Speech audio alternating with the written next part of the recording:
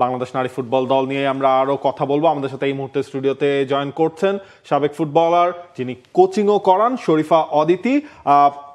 ওই মোমেন্ট আসলে কেমন ছিল? আপনারাও ফুটবলার ছিলেন, একটা স্বপ্ন নিয়ে বাংলাদেশের নারী ফুটবলের যাত্রাটা যখন শুরু হয়েছিল সেই সময়কার ফুটবলের সাথেই আপনি ছিলেন। অবশেষে বাংলাদেশ এশিয়া কাপের মঞ্চে, সমগ্র বাংলাদেশের আনন্দের মুহূর্ত হচ্ছে এটা।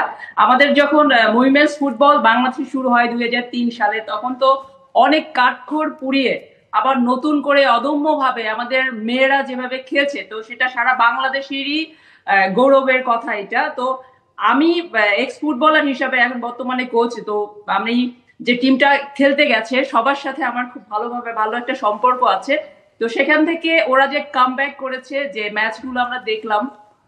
বাংলাদেশের একমাত্র স্মার্ট সিটি বসুন্ধরা এখন আরো নিরাপদ, আধুনিকতায় আরো এক ধাপ এগিয়ে। যে গেমটা আমরা উপভোগ করলাম মায়ানমার সাথে, তো সেখানে কিন্তু দেখা গেল যে আমরা বাংলাদেশ থেকে যে পিছিয়ে আছি এরকম খেলার মধ্যে কিন্তু আমরা গেমের টেম্পারেচার হিসাবে কিন্তু আমরা কোনোবারেও আমরা পিছিয়ে নেই, যে আমরা ভয় পাচ্ছি বা ওই দেশে গিয়ে কোনো কারণে কোনো কিছুতেই আমরা কিন্তু পিছিয়ে ছিলাম না। আচ্ছা, এই যে আপনার শুরুর সময় বাংলাদেশের ফুটবলারদের যে খেলা দেখেছেন, এই যে 2025 সালে এসে যে খেলা দেখছেন, বড় আসলে কি কি চেঞ্জ হয়েছে একটু বলেন তো আপু।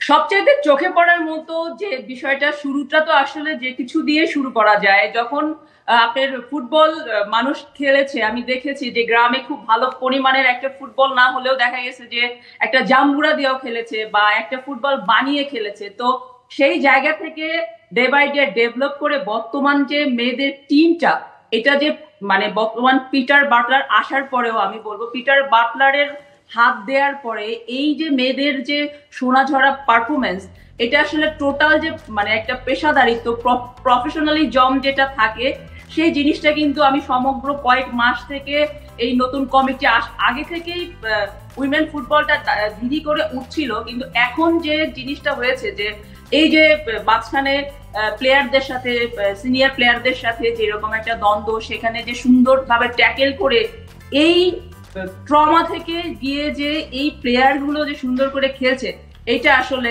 পেশাদারিত্ব ছোঁয়া ছাড়া এবং পিটার বাটলারের একটা কারিশমা ছাড়া এই জায়গায় পৌঁছানো, এইরকম একটা রেজাল্ট আসলে দেশবাসীকে দিয়ে অনেক গর্বের বিষয়। অনেক ধন্যবাদ। আমাদের সময় আসলে একদমই স্বল্প হয়ে এসছে। অনেক ধন্যবাদ শরীফা অদিতি আমাদের সঙ্গে ছিলেন। For more updates, subscribe to our YouTube channel and click on the bell icon. Follow us on Facebook and Instagram. Download T-Sports app to enjoy exciting games and highlights. Visit tsports.com.